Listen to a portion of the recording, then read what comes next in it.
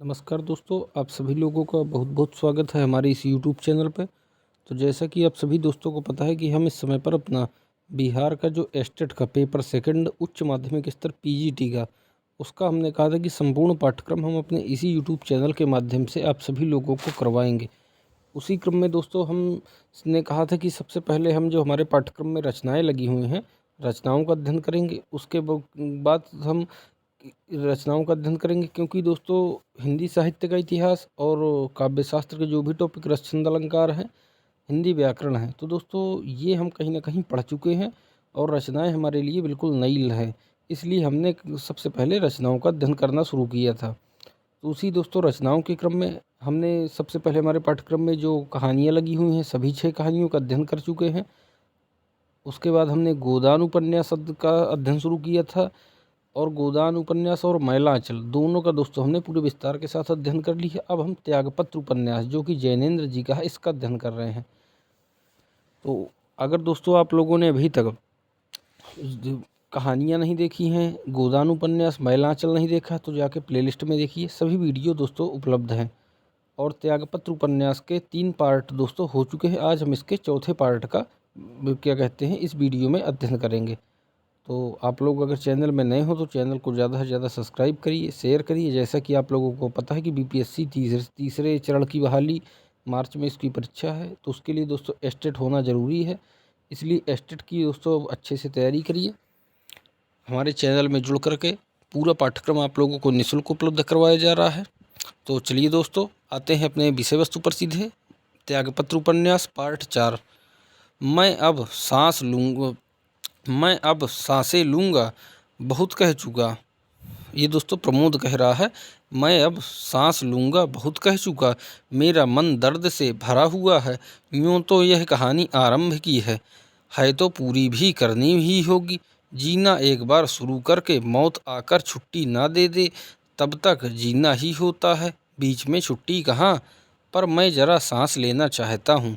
बहुत कुछ जो इस दुनिया में हो रहा है वह कैसा ही क्यों होता है, अन्यथा क्यों नहीं होता। इसका क्या उत्तर है?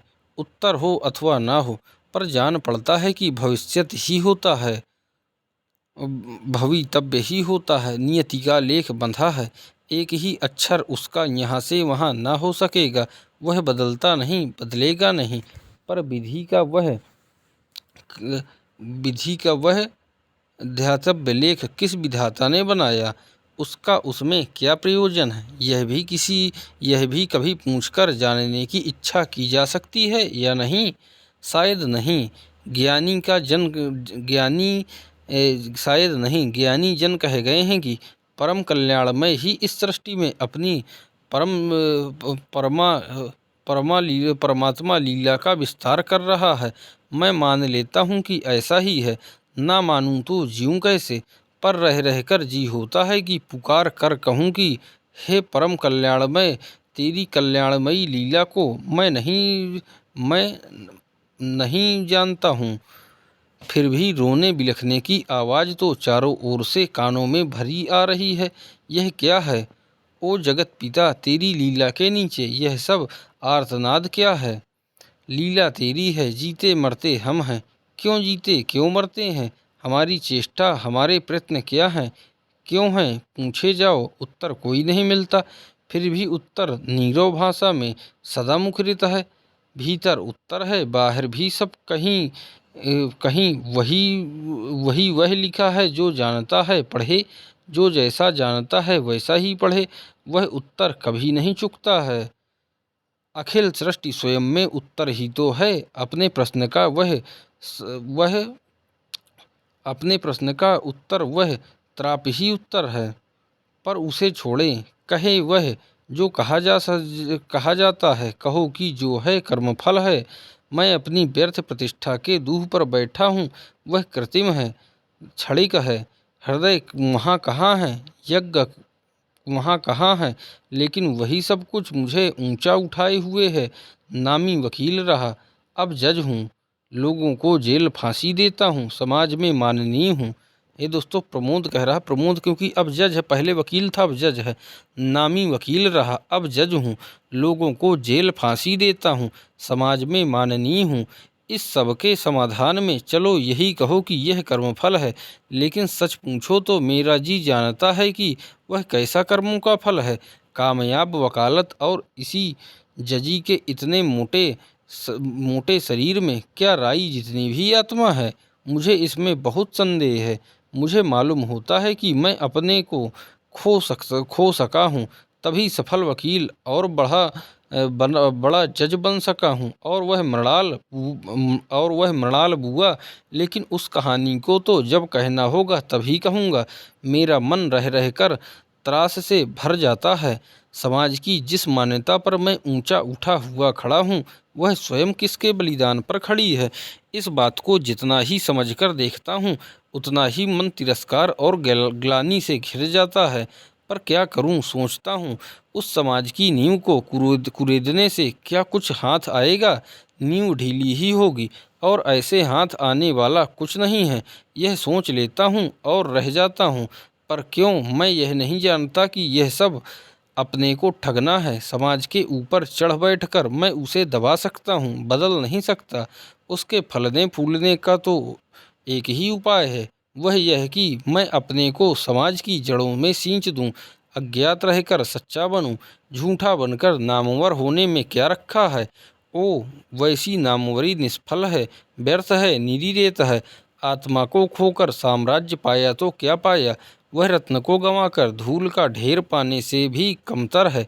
जीवन में एक बात तो नहीं है, दसियों बातें हैं। वह जी में ऐसी जगह बैठ गई हैं कि घुमड़ती रहती हैं। उन पर आंखें मीचूं तो भी नहीं मिच सकती। वे मेरे भीतर अनुकूल वायु में कभी कभी ऐसी सुलग जाती हैं कि उनकी लौकें प्रकाश में मैं देख उठता हूँ कि सच्चाई क्या है। तब मेरी जजी मुझे साफ दिखती है और जान पड़ता है वही प्रवंचना है, वही प्रवंचना है। सच्चाई तो छोटा बनने में है, निरीह बनने में है, बली बनने में है। बहुत कुछ देखा है, बहुत कुछ पढ़ा है, लेकिन वह सब झूठ है। सच इतना ही है कि प्रेम के भार से भारी रहकर जो जीवन के मूल में बैठा है वह धन्य है। जो गर्व में फूला उस जीवन की फुनगियों पर चहक रहा है वह भूला है। लेकिन व्यर्थ बातें मैं क्या करूं, इससे क्या फायदा है? ऐसे मन का दर्द हल्का जो होगा, पर हल्का होकर वह दर्द सहा अधिक बन जाता है। इस भांति प्रेरक तो वह अवश्य ही कम हो जाता है। पूछता हूँ, मानव के जीवन की गति क्या अंधी है? वह अप्रतिरोध्य है, पर अंधी है, यह तो मैं नहीं मानूंगा। मानव चलता जाता है और बूंद बूंद दर्द इकट्ठा होकर उसके भीतर भरता जाता है। वही सार है, वही जमा हुआ दर्द मानव की मानस मणि है। उसी के प्रकाश में मानव का गतिपथ उज्जवल होगा, नहीं तो चारों ओर गहन वन है, किसी और मार्ग सूझता नहीं है। और मानव अपनी क्षुधा तृषा राग द्वेष मान मोह में भटकता फिरता है। यहाँ जाता है, वहाँ जाता है, पर असल में वह कहीं भी नहीं जाता। एक ही जगह पर अपने ही जुएं में बंधा हुआ कोल्हू के बैल की तरह चक्कर मारता रहता है। इतनी उम्र बिताकर बहुतों को मरते और बहुतों को जीते देखकर अगर मैं कुछ चाहता हूँ तो वह यह है कि भीतर का दर्द मेरा इष्ट हो। धन ना चाहूँ, मन चाहूँ, धन मैल है, मन का दर्द पीयूष है, सत्य का निवास और कहीं नहीं है। उस दर्द की साभार स्वीकृति में से ज्ञान की और सत्य की ज्योति प्रकट होगी, अन्यथा सब ज्ञान ढकोसला है और सब सत्य की पुकार अहंकार है। जो होता है उसके लिए दोष मैं किसे दूं? विधाता को तो दोष दे नहीं सकता, क्योंकि उन तक मैं किसी प्रकार अपना धन्यवाद भी नहीं पहुंचा सकता। दोष दूं ही क्यों? अगर मेरे मन में दोष उठे बिना नहीं रहता तो उसे मैं किसी को भी क्यों दूं? स्वयं ही क्यों ना ले लूं? मैं जान लूं कि चाहे कुछ भी हो, हमारा दुख विधाता का ही दुख है। पर जो जगत की कठोरता का बोझ इच्छा पूर्वक अपने ऊपर उठाकर चुपचाप चलते हैं और फिर समय आने पर इस धरती माता से लगकर उसी भांति चुपचाप सो जाते हैं, मैं उनको प्रणाम करता हूँ। मैं उनको अभागा भी कह लूँगा, पापी भी कह लूँगा, लेकिन मैं उनको प्रणाम करता हूँ। बुआ का जो अंत हुआ उस पर मैं क्या सोचूं? मैं कुछ नहीं सोचना चाहता। शायद जो हुआ ठीक इसलिए कि उसे अब किसी भी उपाय से बदला नहीं जा सकता। लेकिन इतना तो सोचा ही करता हूँ कि जो प्रेम उनसे मुझे प्राप्त हुआ था वह क्या किसी भी भांति भूला जा सकता है? और क्या वह स्वयं में इतना पवित्र नहीं है कि स्वर्ग के द्वार उसके समक्ष खुल जाएं? लेकिन मैं नहीं जानता, स्वर्ग नरक मैं नहीं जानता, विधाता के विधान को मैं नहीं जानता। बस इतना जानता हूँ कि मैं हृदयहीन ना हो सका होता तो आज कामयाब वकील बनने के बाद जजी की कुर्सी में बैठना भी मेरे नसीब में ना होता। उस रोज के बाद जब बुआ जमाल गोटे के बावजूद फूफा के साथ चली गई थी, मुद्द तक मुझ तक उनसे मिलना न हुआ। 9वीं क्लास में आया, मैट्रिक पार कर लिया, कॉलेज में दाखिल होकर आखिर आईए भी कर चुका। नई परिस्थितियां मिली, नए दोस्त मिले, निगाह फैलती गई और जिंदगी की ख्वाहिशें मुंह खोलकर सामने आई। बुआ की याद धीमे धीमे धीमी हो गई। पहले तो मैं मचल कर उनकी खबर माता पिता से पूछता रहा। मालूम इतना ही होता रहा कि अपने ठीक हैं, मौज से हैं। मैं अपने से पूछता रह जाता था कि यह ठीक से होना, मौज से होना क्या चीज़ होती है? क्या बुआ प्रसन्न है? प्रसन्न हैं तो इधर प्रसन्न क्यों नहीं हूँ? ऐसा मन में उठता था और बैठ जाता था। कुछ काल बाद पता लगा कि उन्होंने एक मृत कन्या को जन्म दिया है। क्या पता चला दोस्तों? कुछ दिन बाद पता चला कि उन्होंने एक मृत कन्या को जन्म दिया है। उसे जन्म देने में उनकी भी हालत मृत प्राय हो गई थी। पर जाको राखे साइयाँ, उसका मरना आसान नहीं है।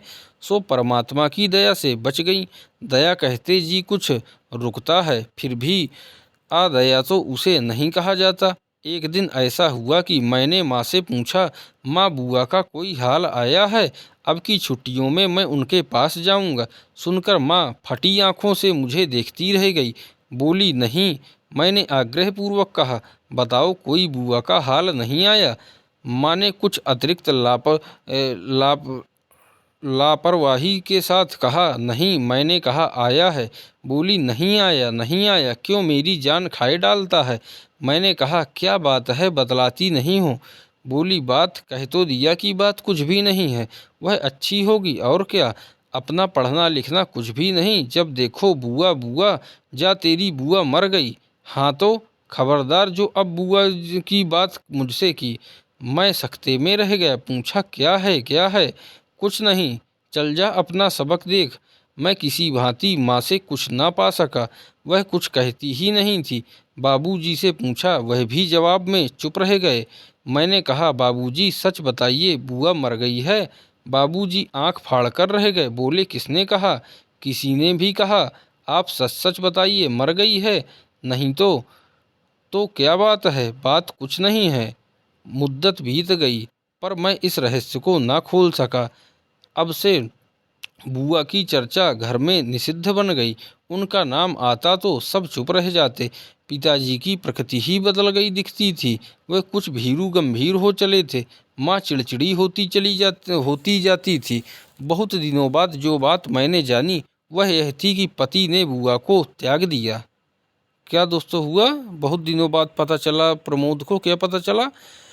देखिए, बहुत दिनों बाद जो बात मैंने जानी वह यह थी कि पति ने बुआ को त्याग दिया। बुआ दुश्चरिता है और फूफा को मालूम है कि वह सदा से ऐसी है। छोड़ दिया है, इसका पूरा मतलब एकाएक समझ में नहीं आया। छोड़ कहाँ दिया है? क्या वह खुद चली गई है या किसी अलग स्थान पर उनको रख दिया गया है, या उसी घर में ही और संबंध विच्छेद हो गया है? पता चला कि उसी शहर में एक अलग छोटे से घर में रख दिया है। कोठरी है ही, उसमें जैसे चाहें खाएं पिएं, कहाँ से रहें और कहाँ से खाएं पिएं, कहीं से रहें और कहीं से खाएं पिएं। यह भी ज्ञात हुआ कि फूफा ने तो कहा था कि मायके चली जाओ, पर बुआ इसके लिए बिल्कुल राजी नहीं हुई। धमकाया गया, मारा पीटा गया। पर उन्हें मरना मंजूर हुआ, हमारे यहाँ आना कबूल नहीं हुआ। तब खुद फूफा जाकर उन्हें अलग घर में छोड़ आए हैं। यह सब कुछ कहानी सा मैंने सुन लिया। मेरी कल्पना आरंभ में तो उधर उत्साह के साथ बढ़ी, फिर सनय सनय धीरे धीरे उत्साह शांत हो गया और जीवन उस कहानी को स्वीकार कर सहज गति से चलने लगा। जिंदगी है, चलती जाती है, कौन किसके लिए थमता है। मरते हुए मर जाते हैं, लेकिन जिनको जीना है वे तो मुर्दों को लेकर वक्त से पहले मर नहीं सकते। गिरते के साथ कोई गिरता है, यह तो चक्कर है। गिरता गिरे, उसे उठाने की सोचने में तुम लगे कि पिछड़े, इससे आप चले चलो। पर इस चला चली के चक्कर में अकस्मात मुझे और भी पता लगा, वह यह कि अब बुआ उस जगह नहीं है। वहाँ से अमुक नगर चली गई है। वहाँ से नगर चली गई है। कोयले की दुकान करने वाला एक बनिया साथ है। वह नगर जहाँ हम रहते थे उससे दूर नहीं था। बुआ उसी के एक कोने में आटिकी होगी। यह बात एकदम बहुत आश्चर्यजनक और असंभव सी लगी। इसके थोड़े दिनों बाद पिताजी का देहांत हो गया। अब हम जरा संकुचित भाव से रहने लगे, क्योंकि माँ बहुत सोच विचार वाली थी, झूठी शान से बचती थी और मेरे बारे में ऊंची आशाएं रखती थी। इस बीच मैं FA कर चुका ही था। 3rd ईयर में पढ़ता था। यूनिवर्सिटी जा रहा था कि उस नगर के स्टेशन का बोर्ड देखकर एकाएक मन में संकल्प सा उठने लगा। यूनिवर्सिटी जा रहा था कि नगर के स्टेशन का बोर्ड देखकर एकाएक मन में संकल्प सा उठने लगा। सोचा कि अभी तो नहीं, पर लौटते समय अकेले में जरूर यहाँ उतरना होगा। मैं बुआ को ढूंढ निकालूंगा और कहूँगा, बुआ यह तुम्हारा क्या हाल है, चलो यहाँ से चलो। यूनिवर्सिटी से छुट्टी होते ही घर पहुँचने के लिए माँ ने लिख भेजा था। बात यह कि मेरे ब्याह की बातचीत के सूत को उठाकर इस बार माँ उसमें पक्की गांठ दे देना चाहती थी। लेकिन लौटते हुए रास्ते के उस स्टेशन पर उतरे बिना मुझसे नहीं रहा गया और मैंने बुआ को खोज निकाला। तो दोस्तों, ये था क्या कहते हैं 4था पार्ट त्यागपत्र उपन्यास का। अब इसके आगे दोस्तों हम अगले वीडियो में देखेंगे। तब तक आप लोग चैनल में बने रहिए और सभी कहानियाँ हमारे इसी YouTube चैनल में जो एस्टेट के पाठ्यक्रम में लगी हुई हैं उपलब्ध हैं। पूरा गोदान उपन्यास उपलब्ध है, पूरा मैलांचल उपन्यास उपलब्ध है और त्यागपत्र उपन्यास के 4 पार्ट जो हैं वे भी उपलब्ध है। अगले वीडियो में हम 5वें पार्ट का अध्ययन करेंगे। तब तक चैनल में बने रहिए, ज़्यादा से ज़्यादा शेयर करिए, सब्सक्राइब करिए। धन्यवाद दोस्तों।